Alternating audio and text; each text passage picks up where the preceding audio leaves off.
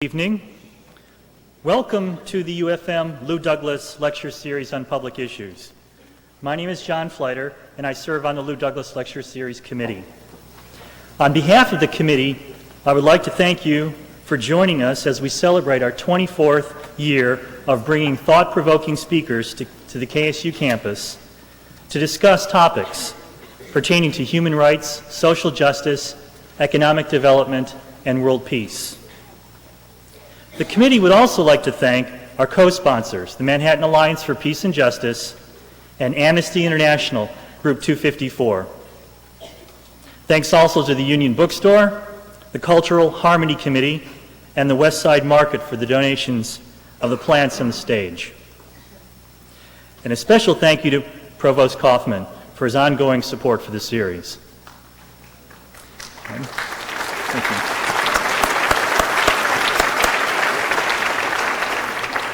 A brief question and answer session will follow the lecture. Please stay and participate. Dr. William F. Schulz was appointed Executive Director of Amnesty International, USA, in March 1994. Throughout his career, he has been outspoken in his opposition to the death penalty and in his support for women's rights, gay and lesbian rights, and racial justice. An ordained Unitarian Universalist minister, he came to Amnesty International after serving for 15 years with the Unitarian Universalist Association of Congregations, the last 8 as president of the association. As president of the UUA, Dr. Schulz was involved in a wide variety of international and social justice causes.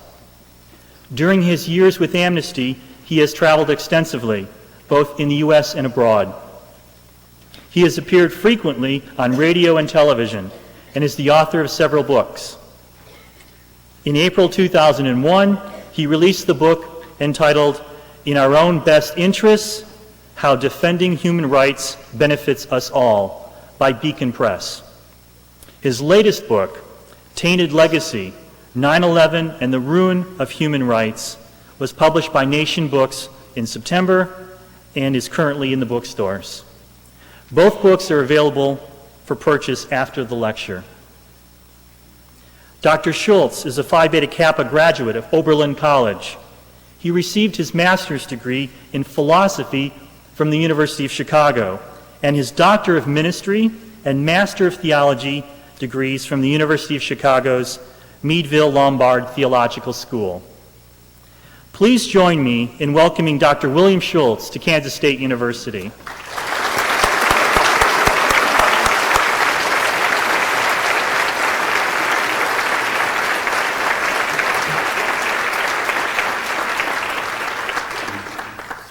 Thank you, John, and good evening to all of you. It's a pleasure to be here and to have such a fine sound system as well. The last time I spoke in an auditorium of this size, a university 6 or 8 months ago, apparently the sound system wasn't working as well as I gather this is. And afterwards, several people approached me. They said, Dr. Schulz, I'm sorry, but we couldn't hear a word you said tonight. And thinking to be modest, I said, well, you're probably not missing much. And they said, yes, we know, that's what everyone told us. So I hope I can offer you something a bit more substantive this evening. What I want to do tonight is to tell you just a little bit about Amnesty International and our work, but then I want to speak about this book, this latest book that John just mentioned to you, Tainted Legacy, 9/11 and the Ruin of Human Rights. I take every opportunity to talk about my books, of course, in order, and of course to sell them and sign them afterwards. My signature will add immeasurably to their value for you, but I do so in order that I not have to confide in my journal tonight what the great naturalist Henry David Thoreau wrote in his diary the night that his publisher returned to him 700 of the 1,000 published copies of A Week on the Concord and Merrimack Rivers. And that night, Thoreau confided to his journal, I have a library of 900 volumes, 700 of which I wrote myself. I saw a little advertisement in the New York Times just a few months ago. Important notice, it read. If you are one of the hundreds of parachuting enthusiasts who bought our book, Skydiving Made Easy, please make the following correction. On page 8, line 7, the words state zip code should have read pull ripcord. Now, when I read this little notice, I immediately, of course, conjured up an image of thousands of people falling through the air, desperately shouting their zip codes. But it also reminded me that the right words at the right time really can be a matter of life and death. And that's the principle that Amnesty International was founded upon in 1961. A former Secretary of State was once asked why there are so many crises around the world, and he said, you know, there will always be trouble in a world in which at any one time 2/3 of the people are awake. And it is because we live in a world like that that Amnesty International exists. But Amnesty doesn't exist to deal with the petty irritations of everyday life that all of us experience. I think it was the founder of the Hilton hotel chain, Conrad Hilton, who was asked on national television one night if he had a vital message to share with the American people. And looking straight into the camera, Hilton said, "Indeed I do. I beg of you, my fellow Americans, always put the shower curtain on the inside of the tub." Not the petty irritations of everyday life, but the worst kinds of troubles that the world can throw at us. Troubles like those of 7-year-old Agan of India, who was sold into slavery by his parents at age 3 to weave carpets, and then had his left eye gouged out by a factory foreman when he didn't weave those carpets fast enough. Troubles like that. Or troubles like the 15, 16-year-old Tibetan nuns and monks who are imprisoned by the Chinese for no greater crime than nonviolently advocating the independence of Tibet, and then have electric shock weapons applied to the most vulnerable parts of their bodies, their ears, their mouths and tongues, their genitalia, troubles like that. Or troubles like that of Amina Lawal, the young woman in Nigeria who became pregnant, allegedly as the result of adultery. The man was immediately released, but Amina Lawal was sentenced to be stoned to death. Troubles like those.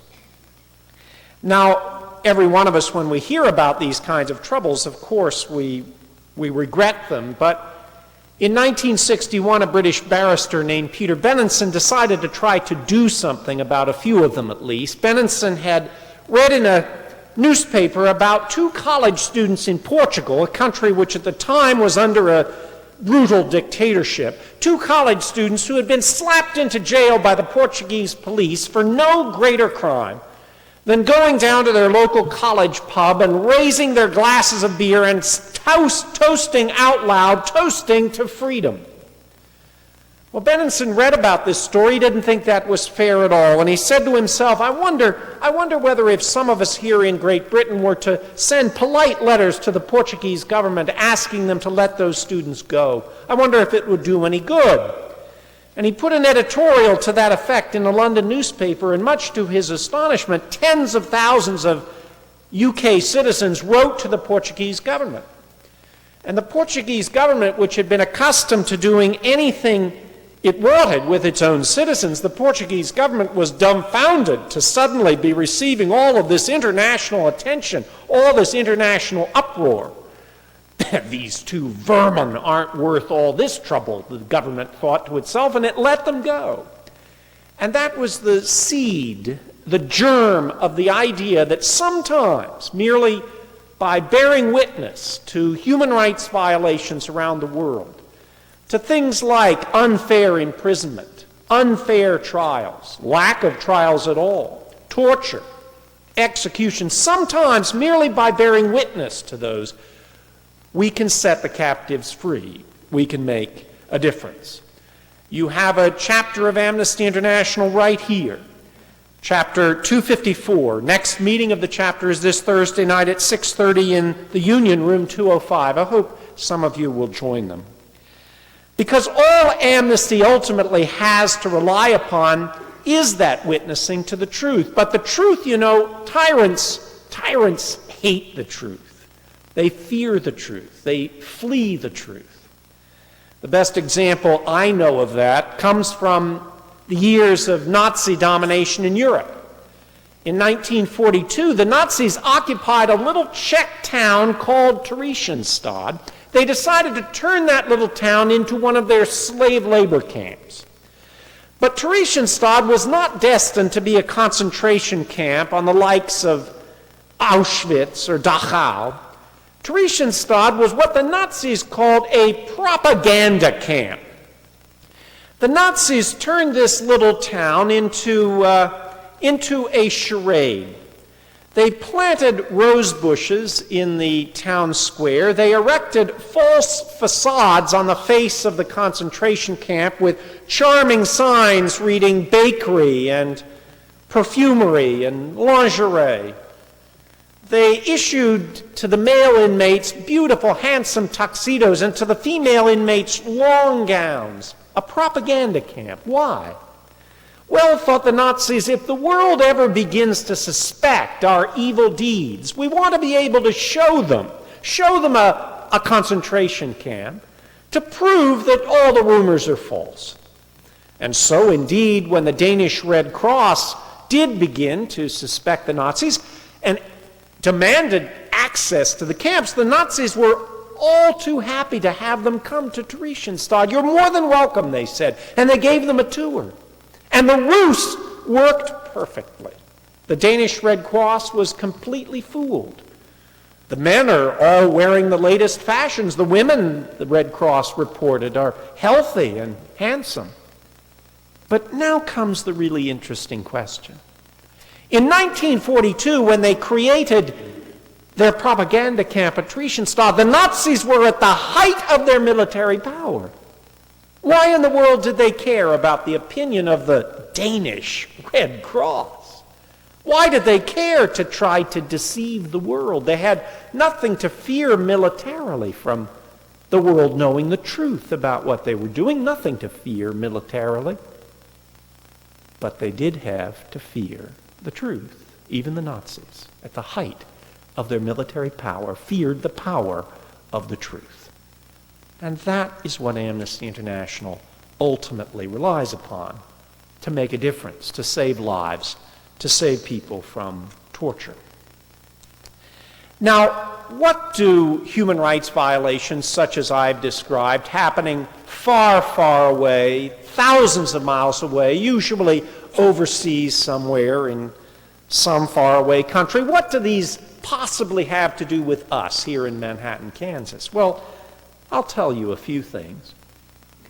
Everybody has a fundamental right to a basic element of health care.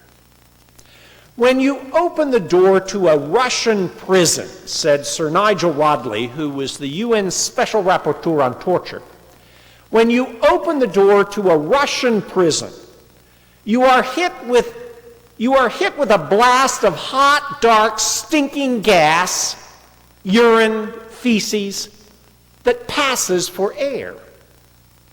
Now, what could the denial of the basic right to health care in a Moscow prison, how many thousands of miles away from us, what could that possibly have to do with us? Well, I'll tell you. The result of the denial of the basic right to medical care in Russian prisons was the creation of a strain of tuberculosis that cannot be treated by antibiotic drugs. And thanks to trade and travel, that strain of tuberculosis gradually has worked its way around the world until today it is found in the United States. Or to take another example, you know, we Americans are accustomed to disparaging our politicians, and God knows many of them deserve it. I don't know about your politicians here in Kansas, but when I lived in Massachusetts, I was acquainted with a Democratic state senator there who got on statewide radio one night and proclaimed in loud and fervent tones, "The Republican octopus is spreading her testicles across the entire Commonwealth."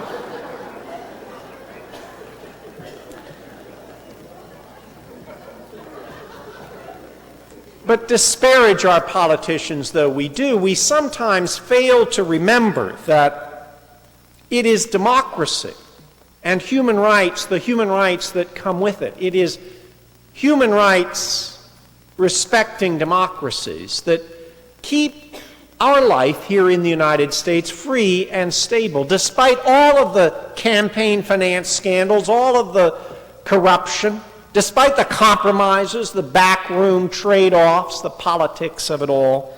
Democracy keeps us free and stable. Indeed, the fact is that it is far rarer for human rights respecting democracies to violate international treaties and covenants, far rarer for them to break the agreements into which they have entered with others, far rarer for them to settle their disputes with other human rights respecting democracies in a violent fashion.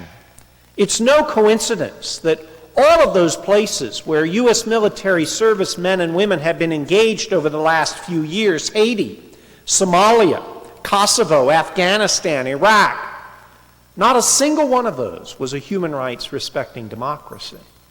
And every American serviceman or woman who lost his or her life did so in part because of the denial in those countries of basic human rights and respect for democracy.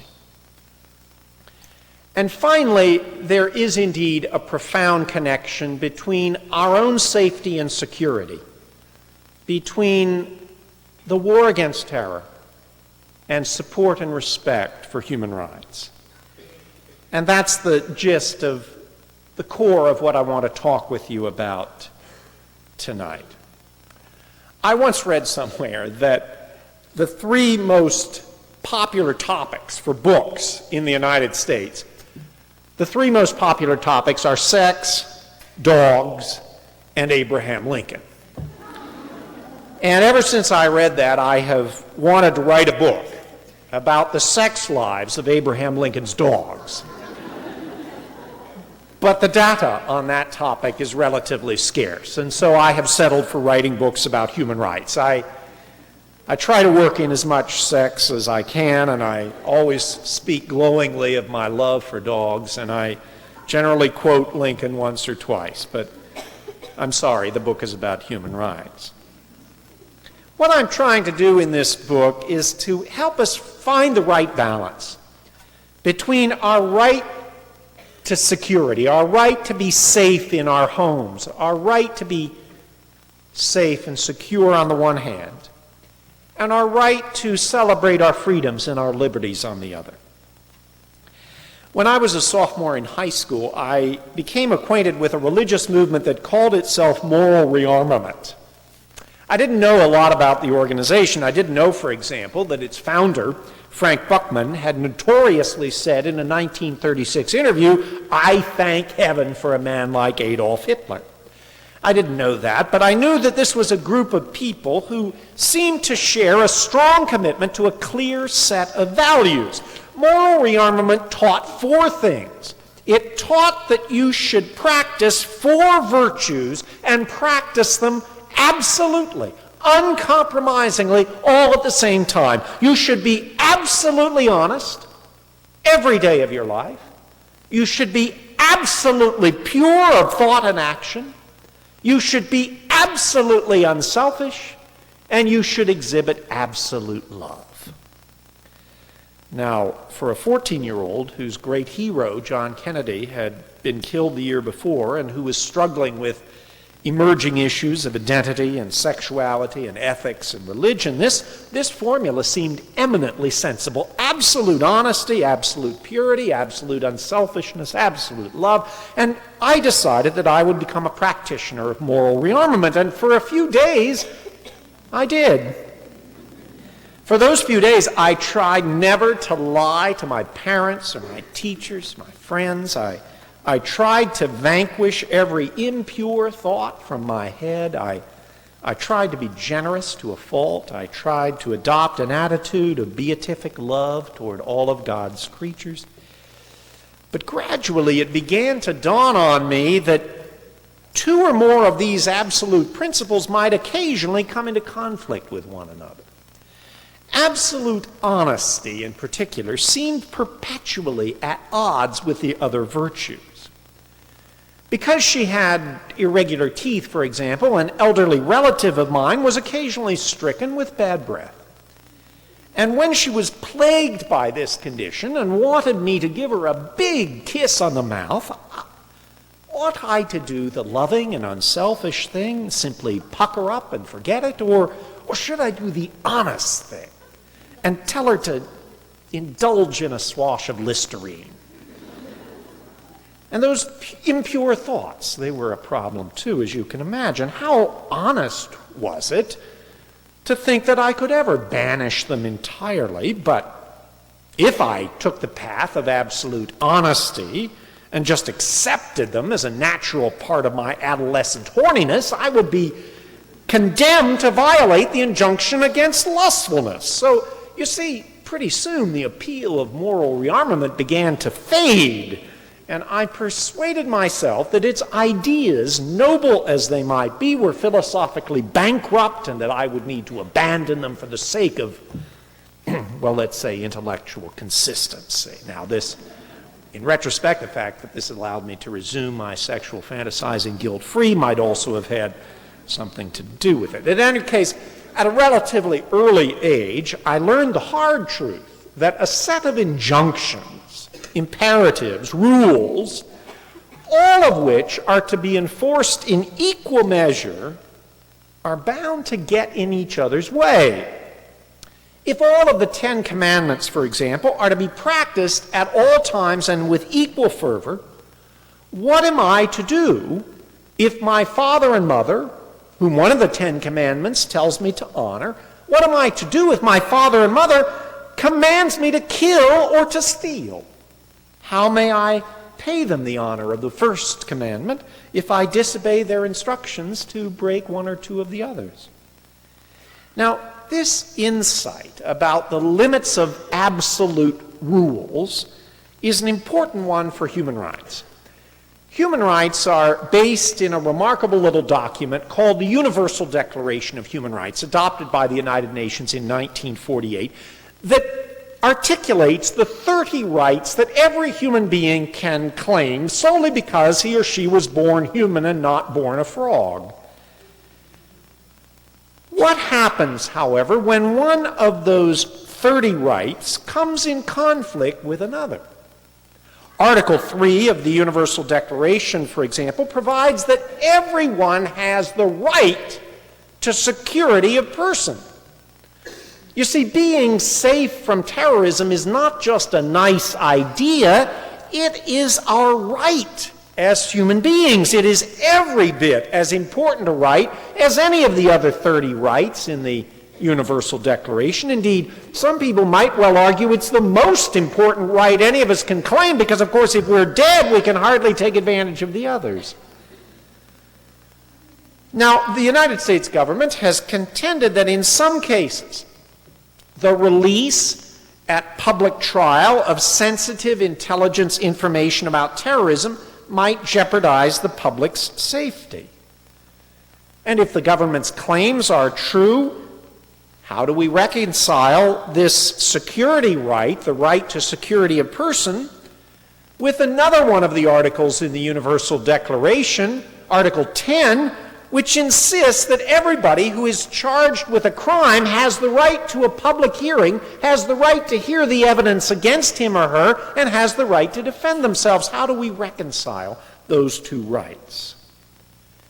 Well, fortunately, the Universal Declaration of Human Rights provides us some guidance in deciding priorities among these competing rights.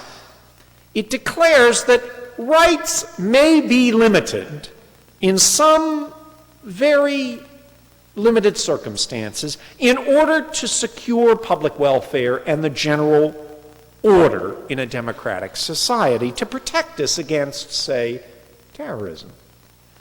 This is the international equivalent of former U.S. Supreme Court Justice Arthur Goldberg's famous remark that for all its guarantees of rights to us in the Bill of Rights, for all its guarantees of our freedom, the U.S. Constitution is not, he said, a suicide pact.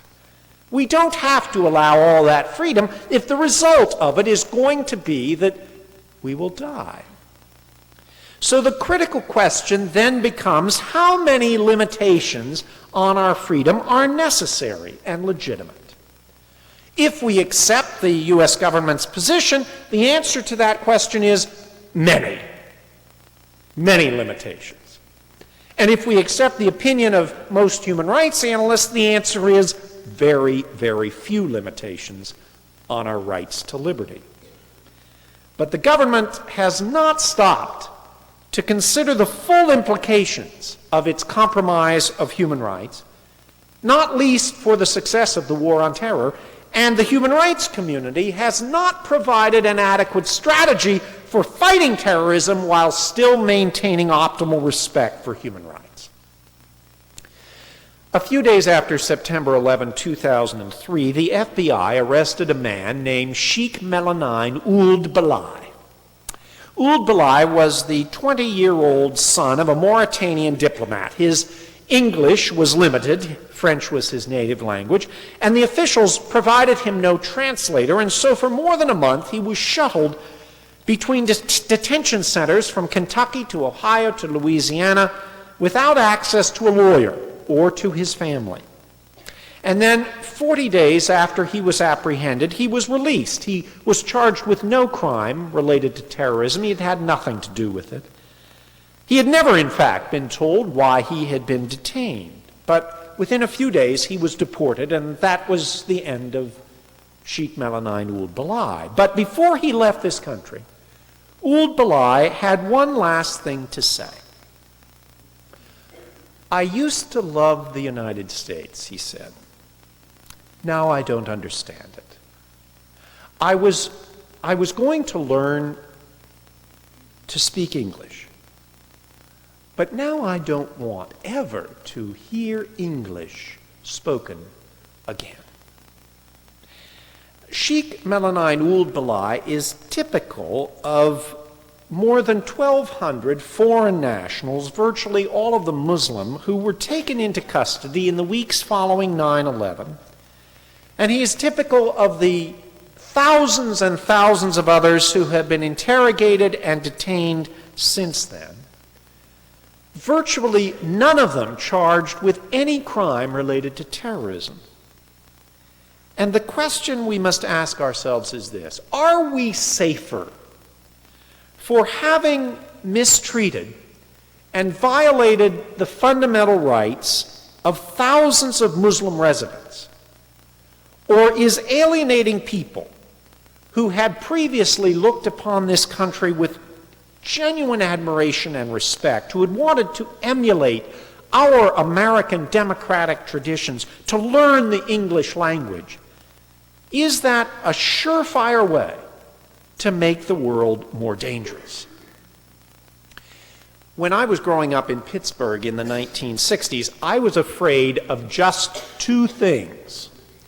I was afraid of nuclear war, and I was afraid of Tony Santaguido. Now, I was afraid of nuclear war because my parents had assured me that should nuclear war ever come, Pittsburgh's steel mills would be the first targets the Russians bombed. Comforting thought. When I learned in school, however, third, fourth grade, when I learned in school that if I were to simply duck and cover under my wooden desk when the nuclear war came, I would be utterly safe from radiation. And when my teachers taught me that, I immediately relegated nuclear war to a much lower place in my litany of worries. But of course now that left Tony Santaguido, the neighborhood bully. One time, I might say, Tony caught me with a left hook to the jaw which persuaded me on the spot to become a minister. Now, the most obvious way to have dealt with Tony, I suppose, would have been to have bloodied his nose right back. And if I'd been one to do my fighting with anything other than words, I probably would have taken that approach. But I was not confident of my skills as a pugilist, and besides that, I knew that Tony had a very large family, and I suspected that if by some miracle I did manage to prevail in our boxing match, his brothers or cousins would seek me out to exact their revenge upon me, and I would have been living in a world of perpetual fear that might have made the alternative of nuclear war seem welcome. And so I settled on a different tack. I made sure in the first place to surround myself with as large a group of my friends as possible whenever I sensed that Tony was on the prowl. And secondly, I decided to strike up an acquaintance with one or two of Tony's own gang who weren't as ill-disposed toward me as he was. I wanted them to prevail upon him to just leave me alone. And after a time, and somewhat to my surprise, these dual tactics began to work. Tony still glared at me when we crossed paths, but as long as I had my friends, my allies with me, he left me alone. And once or twice when I did encounter him by myself, it was obvious that his fury against me had ebbed. I never knew what exactly had changed the dynamics within his gang, but I figure now that it had something to do with New York Yankees famous manager Casey Stengel's observation that the secret of a great baseball manager is to keep the two guys over here who hate your guts away from the three guys who are undecided about you. And I also figured that this little parable has a thing or two to teach us about fighting terrorism. On the face of it, as I say, the best course would have been for me to have beaten Tony senseless. Sometimes you just have to stand up to bullies. But as Talleyrand observed, you can do anything with a bayonet except to sit on it. And if I had taken the martial course and stopped there, if I had not bothered to nurture my alliance with my friends, if I had not bothered to find ways to reach out to the more persuadable segments of Tony's retinue, the three guys over here who were undecided about me, well, I might have been in for a long, nasty battle with either a resurgent Tony or his proxies. The United States government has gotten the bayonet work down mighty well in the war on terror. Witness our swift military victory in Iraq. But the United States keeps trying to sit on the tip of the bayonet. Witness our utterly inept handling of the war's aftermath. The war on terror probably cannot be won without military force, but it will not be won on the battlefield alone. It will be won by encouraging allies around the world to stand with us in the struggle and encouraging moderates in the Muslim and Arab communities around the world to reject the terrorist message. Contrary to ill-informed right-wing opinion in the United States, the vast majority of Muslims did not applaud when the planes hit their targets on 9/11. But the vast majority of Muslims are keenly acquainted with poverty and corruption. 1 in 5 Arabs lives on less than $2 a day. Arab unemployment averages around 60% for young males under the age of 25. And moreover, responsibility for the lack of Arab development lies squarely at the feet of Arab governments. It is the absence of democracy, it is the lack of good governance, it is the denial of human rights, and it is especially the lowly status of women with its attendant waste of human resources, it is these things that account for the backwardness of many Muslim and Arab societies. Arab countries score abysmally low on the Transparency International's Corruption Perception Index. As Prince Bindar, who is the Saudi ambassador to the United States, put it dismissively a few months ago, if you tell me that in building our country we misused or got corrupted with $50 billion, I tell you yes. So what? We did not invent corruption. Well, you see, unemployment at this level among young males, economic stagnation, the waste of women and their resources, widespread looting of the public treasury, corruption, right and left, all of this would be difficult enough for any group of people, difficult enough for Muslim populations to bear. It would be terribly hard to bear even if those populations had access to mechanisms through which to regularly replace their regimes or voice dissent. But of the 57 member states of the Organization of the Islamic Conference, only Bangladesh and Turkey, only 2 of them, have managed to sustain democracy over an extended period of time. And you see, without some nonviolent, democratic way through which people can express their frustration and change their governments nonviolently, without that, where do they turn to seek political change? Well, it's hardly surprising that they sometimes look with sympathy upon political and religious extremists who offer that most rare of commodities, an alternative vision.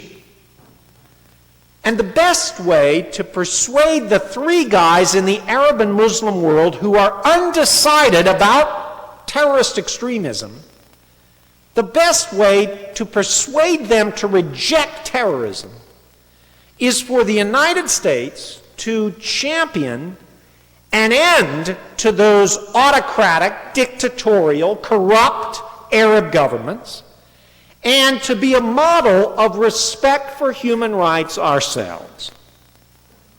And so every time the United States cozies up to the Saudi Arabian royal family because we're worried about the flow of oil, every time we ignore or overlook Egyptian President Mubarak's repressive ways, the torture, the unfair imprisonments in Egypt, every time we allow the Chinese to get away with persecuting Muslims in the western provinces of China, all in the name of fighting terrorism, every time we accept this kind of violation of human rights in our allies, we put the lie to President Bush's contention that the war on terror is being fought in defense of freedom and the rule of law.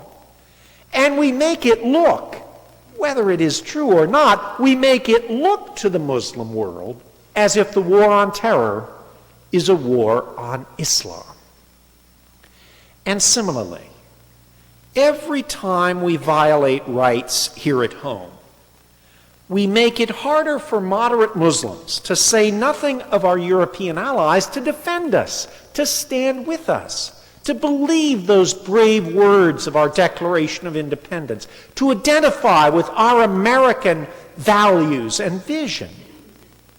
The Office of the Inspector General in the Justice Department has confirmed what Amnesty International had been saying all along about those thousands of post-9/11 detainees like Sheikh Melanin ul-Balai, whom I told you about a moment ago.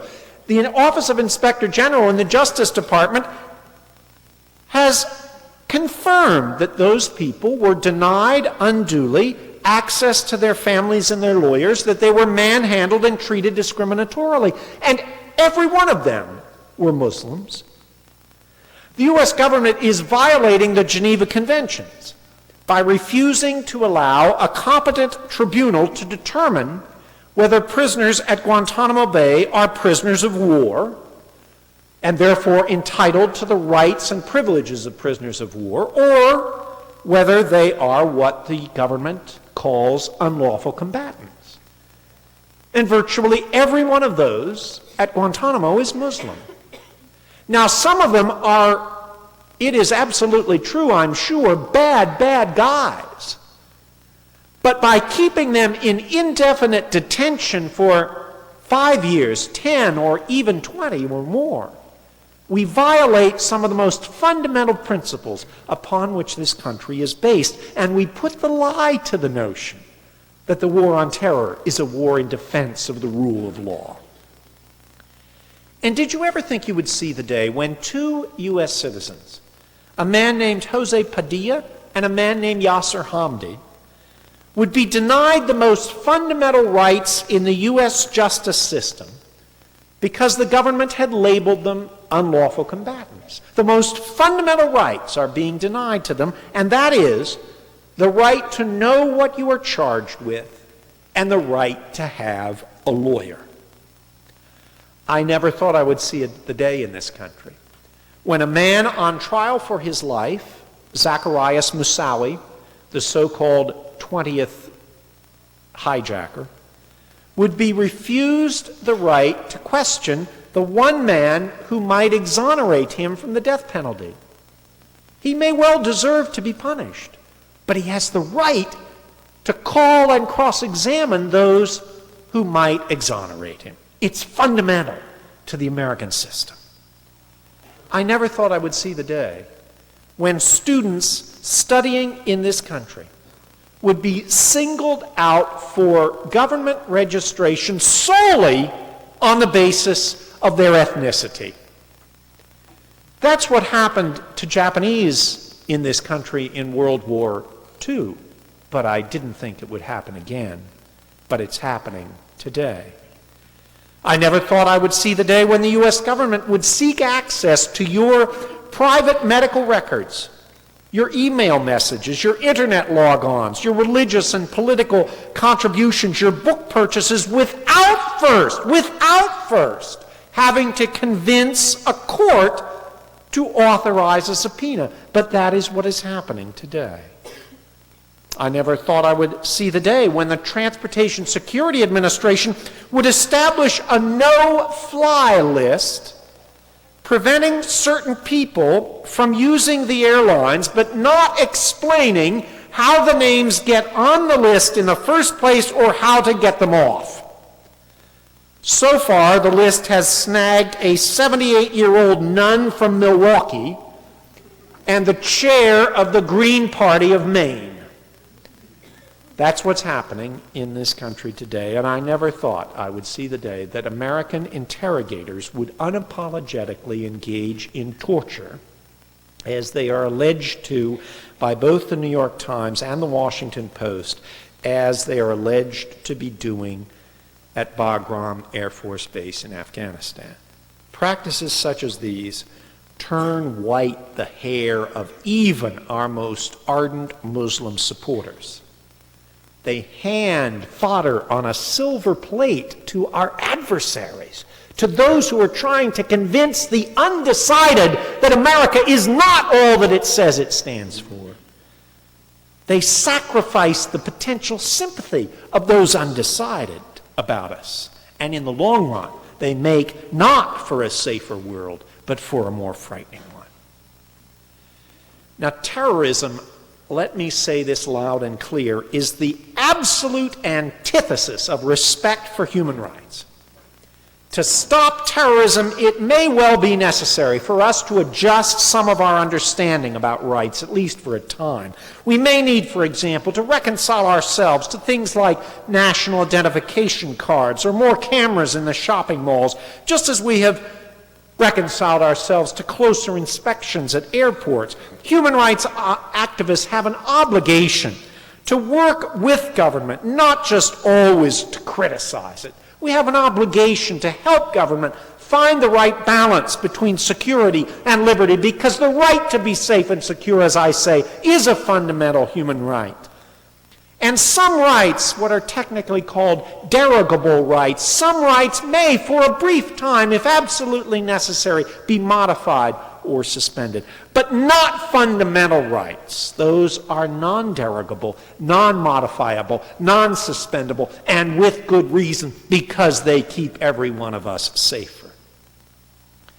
And at the same time, as human rights advocates must be working with government and not always against it, at the same time, the government needs to recognize that the protection of those fundamental human rights, the right to a fair trial, the right not to be tortured, the right to elementary access to food and housing, these are pathways to a safer world. They are a key element in the struggle to defeat terrorism. You don't stop terrorism by sitting on your bayonet. You stop it by using that bayonet, but using it wisely and fairly and sparingly. And that's a lesson we seem not yet to have learned. Uncle Schumi escaped the Nazis at the start of the Second World War, but just barely. And when, after the war, he returned to his hometown in Poland with a relative, a group of Gentile children taunted him. "The dead Jews have come back," they shouted at Uncle Schumi. "The dead Jews have come back." But Schumi just stood his ground. He stood his ground. He returned to the village regularly. He reached out to the children. He patted their heads. He gave them candies. He told them stories.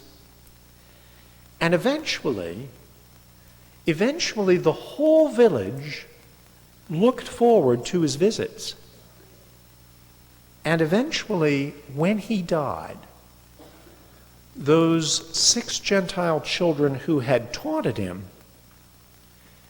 said the Jewish prayer for the dead, said Kaddish over his grave. Human rights, you see, emerge out of the common misery of humankind, out of what every single one of us shares with everyone else in the world. Human rights give voice to the simplest needs of the human spirit, the simplest needs for the reconciliation of adversaries, for the fair distribution of the world's abundance, for hope for our children's future. Human rights teach that bodies all perish, that every single one of us is mortal, but they teach that evil perishes too. And they help us to recognize evil and to combat it, but they help us also to be temperate, humble, and modest in our triumphs. Lao Tzu, a great religious leader, once said, "Conduct your triumph in life as if it were a funeral." If human rights have anything to teach us about combating terrorism, it is this: that we should guard well all that we Americans cherish, but that we should remember that it is a generous heart that makes what we cherish worth guarding in the first place. What makes America great is the vision we embody of a free society that respects immigrants, defends the rights of minorities, and guarantees due process to even the most unpopular among us. That is a radical vision that people around the world yearn for will die for. That's what makes this country worth cherishing. Betray that, and we betray that which the rest of the world most admires about us. Betray that, and no one will say prayers over our graves, they will dance upon them. America is better than that, and both for our safety and our future, we need to remember it. Thank you very much.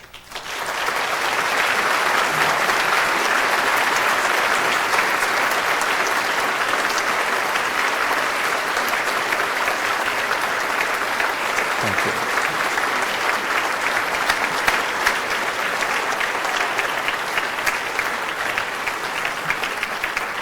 Thank you. Now we have a few moments left for those of you who are willing to stay, and there are microphones both to your left and to your right on the side, and I'd be glad to take any comments or questions you may have, whether on something I've said or some other topic. As a person trained to be a minister, I have never felt that I needed to know anything about a topic in order to comment on it, so please. Okay. There's a lot of arguments from different countries around the world on cultural human rights, not universal human rights. I was just curious about your response to that argument. Yes. Let me just very briefly summarize what the argument is for those who may not be aware.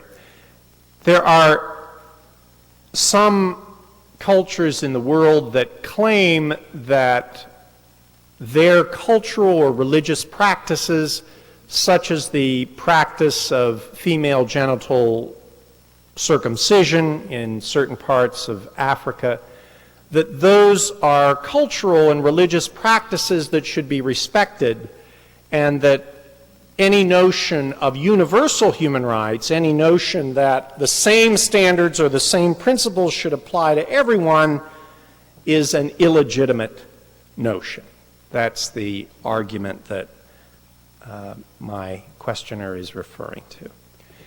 And we Americans, who are taught to be tolerant and respectful of many different cultures and religions, and to allow people to practice their religions and their cultures as they wish, we Americans are often caught up and hooked by this argument and become paralyzed and uncertain.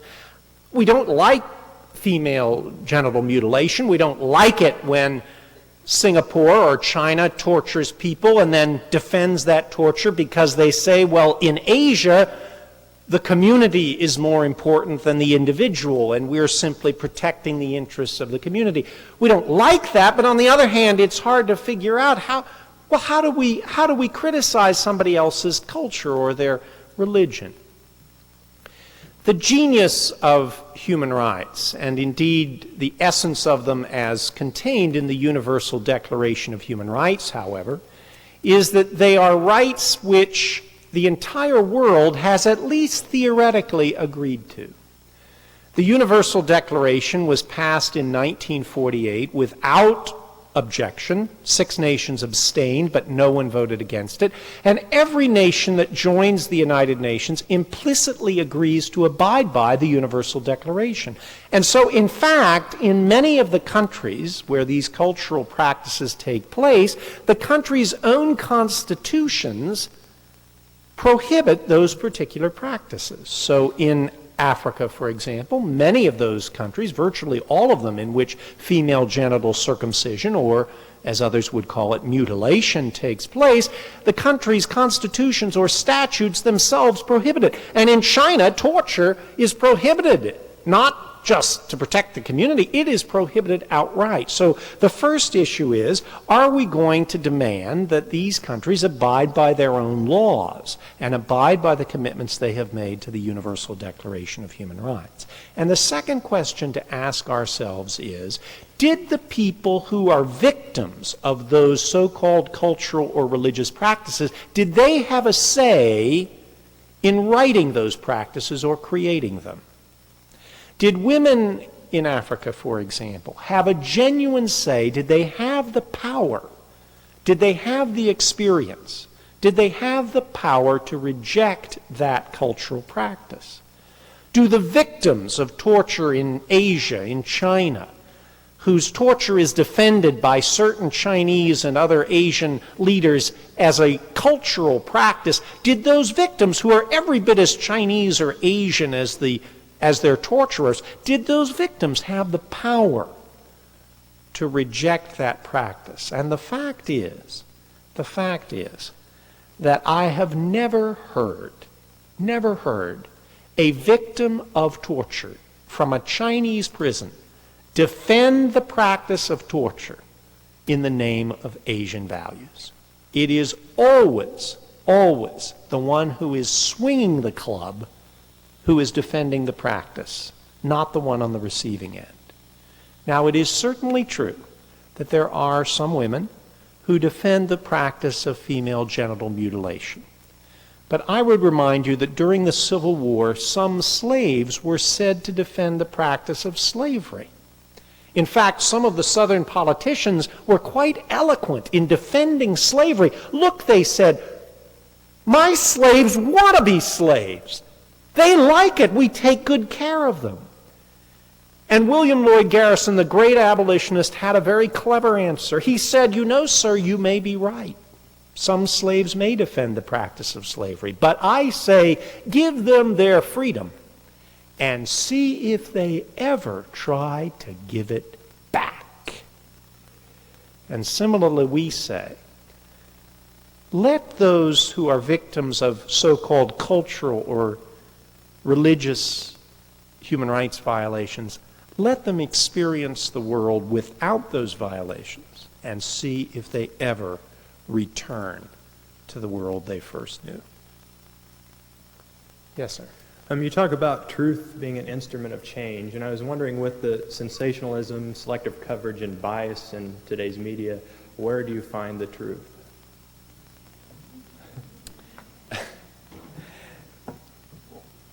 You know, everything, of course, that you say about most of the media is no doubt true, but I will say two things. The first is I retain the conviction that there are facts on the ground that we can discover and that we can articulate and witness to, just as at the end of the First World War, the French Foreign Minister Georges Clemenceau was asked by a reporter, what will historians say was the cause of the war? And Clemenceau replied famously, I don't know who historians will say will cause the war, but I know that they will not say that France invaded Germany. And there are facts on the ground which are ascertainable. Amnesty International does its best to ascertain them based on a multiplicity of sources, not just one, by going as frequently as we can into the prisons, into the police stations, the back alleys, talking to the victims themselves, and then comparing their stories one with another, by talking to those who have witnessed, who have multiple sets of eyes, as it were, and by doing our best to ascertain from all of that complexity, at least as close as we can get to knowing that France did not invade Germany. We're not perfect. It doesn't always work, and all the warnings that are implicit in your question are valid ones, but ultimately I think we must retain the faith that we can find that which is true. Yes?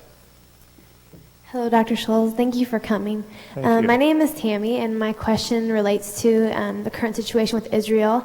Do you think that their attack in Syria is an example of what you talked about with the Chinese persecution of Muslims? And if so, what do you suggest that the United States does to, in a sense, take a stance that's against such use of the word terrorism?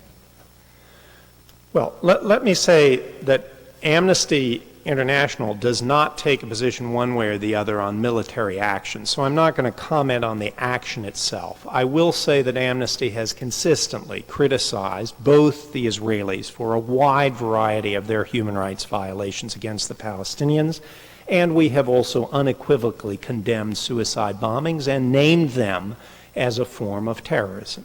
The reality here is that we have a classic situation in which both sides are right and both sides are wrong.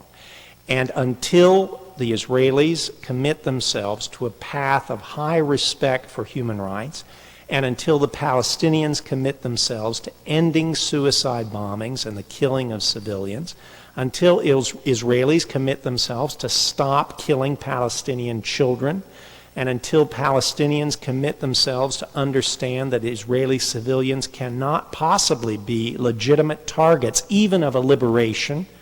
If anyone is a target in a liberation war, it has to be those who are in government service. Until both of those things happen, this issue will not be resolved. And in my judgment, ultimately it requires some group of people, not just Amnesty International, wide groups of people, to say a pox on both your houses. It is time to find that middle way. That is the only thing that will eventually end that terrible conflict. Yes? Because Amnesty International has consultative status with the UN, what sort of policy has been directly influenced, or what kind of influence can be credited to Amnesty? At the United Nations? Yes.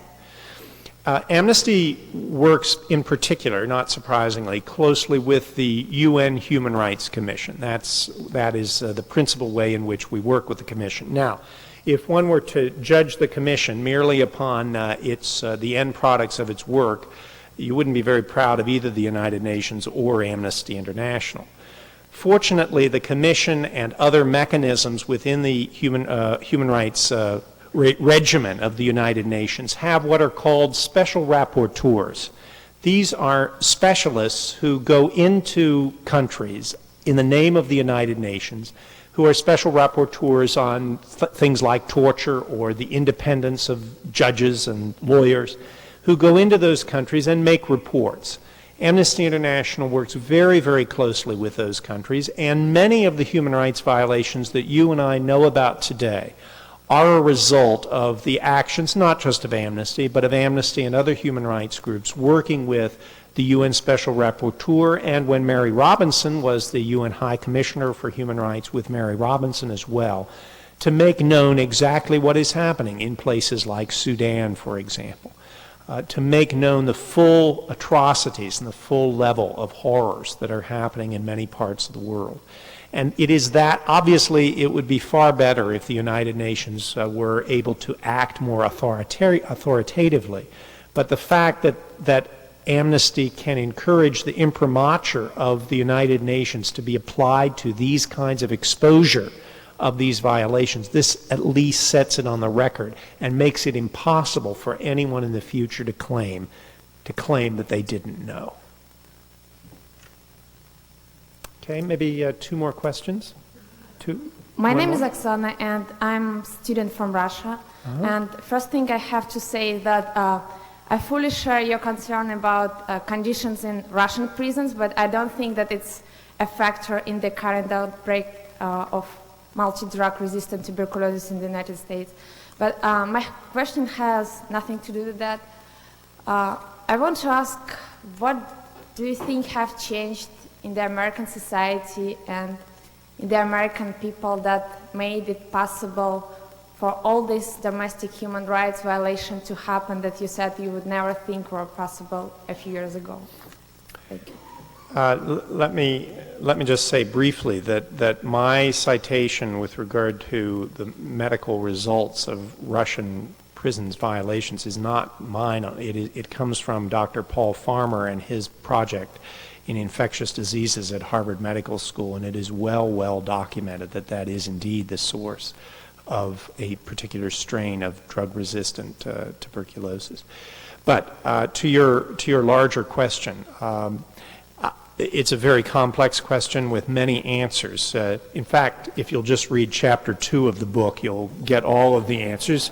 But I will say very briefly that I think that much of the source of lack of respect for certain elements of human rights in American culture emerges as long ago as the American Puritan tradition.